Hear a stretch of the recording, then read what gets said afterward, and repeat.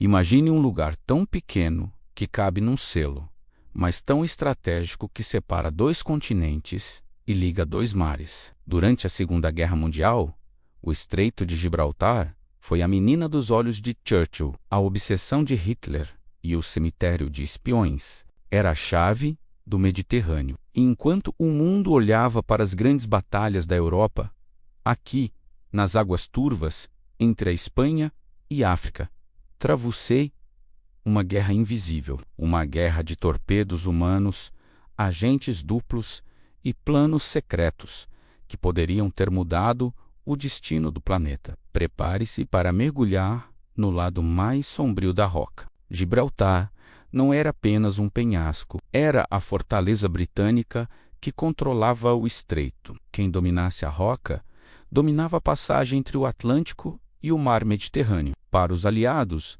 manter Gibraltar aberta era uma questão de vida ou morte. Se o estreito fosse fechado, os comboios com mantimentos para o Egito e para a ilha sitiada de Malta teriam de dar a volta à África, pelo Cabo da Boa Esperança. Isso significava meses a mais de viagem e toneladas de combustível a mais. Por isso, os britânicos instalaram ali a temível Força H, uma esquadra naval poderosa com porta-aviões e couraçados prontos para defender a passagem. Hitler sabia da importância de Gibraltar. Ele tinha um plano, chama-se Operação Félix.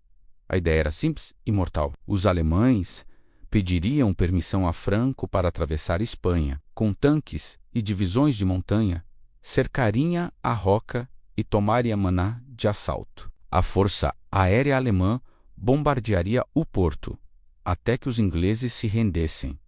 Mas havia um problema. Franco, o ditador espanhol, jogava um jogo duplo. Embora simpatizasse com o eixo, exigiu coisas que Hitler não podia dar: alimentos, armas e territórios em África. Hitler chegou a dizer: preferia ter 3 dentes arrancados a passar outra vez por uma negociação com Franco. Sem a passagem por Espanha, a Operação Félix morreu no papel. Mas os ingleses não eram ingênuos. Eles temiam que os alemães invadissem Espanha a qualquer momento, e se isso acontecesse, seria o caos. Foi então que um oficial de inteligência britânico, chamado Ian Fleming, sim, o futuro criador de James Bond, desenhou um plano ousado: a Operação GoldenEye. O objetivo era manter uma rede de espiões e sabotadores prontos para atuar nas costas espanholas caso os nazis atravessassem a fronteira. Fleming imaginou equipas de agentes secretos a explodir pontes e linhas de comunicação, atrasando o avanço alemão.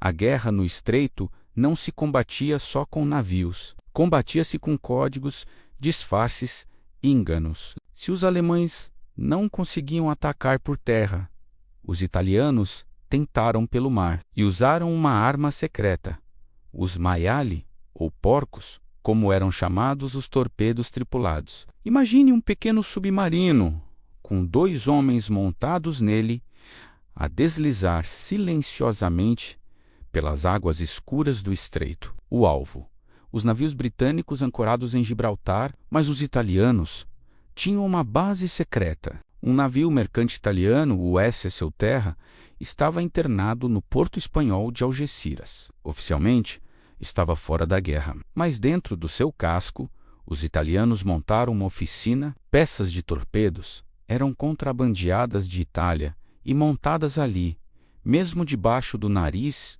dos ingleses. De noite, os homens rã saíam do Terra, entravam na água e atacavam. Enquanto os italianos atacavam por fora, os britânicos cavavam por dentro. O Pei, onde Gibraltar, é de pedra calcária, e os engenheiros militares fizeram algo inacreditável.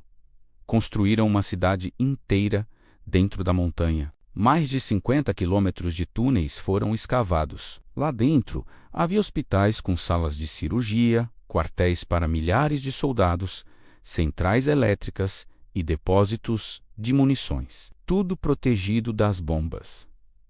Gibraltar era uma fortaleza blindada, mas esta fortaleza teve um preço humano. Para dar lugar aos militares, Quase toda a população civil de Gibraltar, menos cerca de 17 mil pessoas, foi evacuada. Primeiro, foram mandados para o Marrocos francês. Mas quando a França caiu, os ingleses atacaram a frota francesa na Argélia.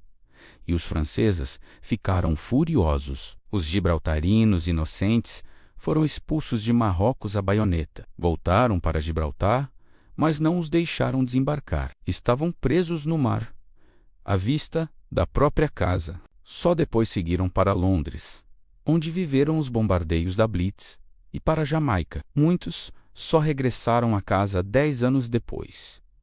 Foram refugiados na própria guerra. Em novembro de 1942, Gibraltar atingiu o seu momento mais importante. O general Dwight D. Eisenhower, futuro presidente dos Estados Unidos da América, instalou-se no coração da rocha para comandar a maior invasão anfíbia até então.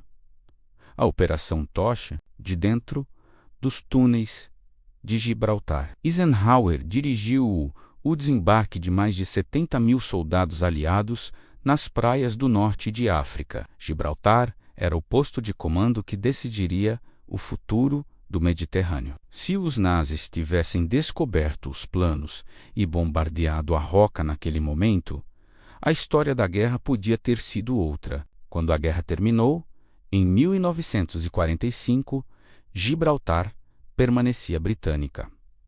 O estreito nunca foi fechado. A Operação Félix nunca saiu do papel. E os torpedos italianos, apesar de heróicos, não conseguiram virar a maré da guerra. Mas as histórias que ficaram menos dos espiões, dos homens rãs, dos civis exilados e dos túneis secretos lembram-nos que, às vezes, os campos de batalha mais decisivos não são os maiores, são os mais estreitos. Se gostou de conhecer esta página secreta da história, inscreva-se no canal. Até ao próximo mergulho no passado.